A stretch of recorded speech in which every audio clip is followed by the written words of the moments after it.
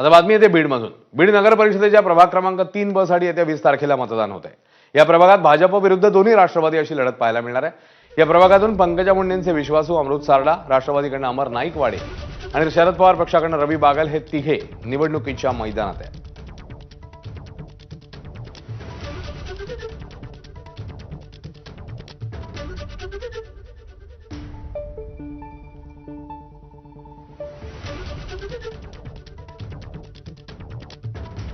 तर 2014 ते 19 मध्ये पंकजाताईच्या काळात झालेले आणि येणारी निवडणूक ही पंकजाताईच्या आणि योगेशभाई क्षीरसागरच्या माध्यमातून निवडणूक झाली आणि नक्कीच या ठिकाणी एक विजन जे भाजपचं आहे, आदरणीय देवेंद्र फडणवीस मुख्यमंत्री जे महाराष्ट्राचे राजे आहेत, त्या माध्यमातून बीड शहराचा विकास जास्तीत जास्त करण्याचा आम्ही प्रयत्न या ठिकाणी करावा।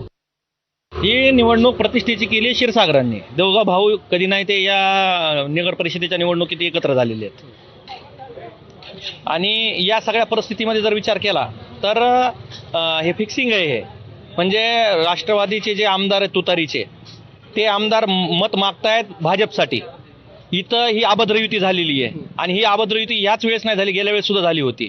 आणि याचं मूर्तिमंत उदाहरण म्हणलं तर आमच्या इकडचे 7,000 जे मतदार आहेत ते तुम्हाला सांगतील की कोण कोणासाठी मतदान मागतंय ते।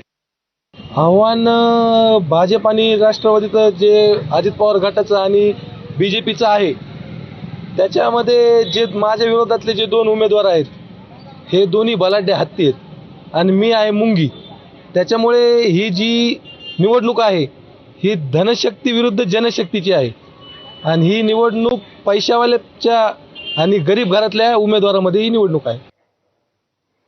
आता बातमी नागपूरमधून येते। कळमेश्वर तालुक्यातल्या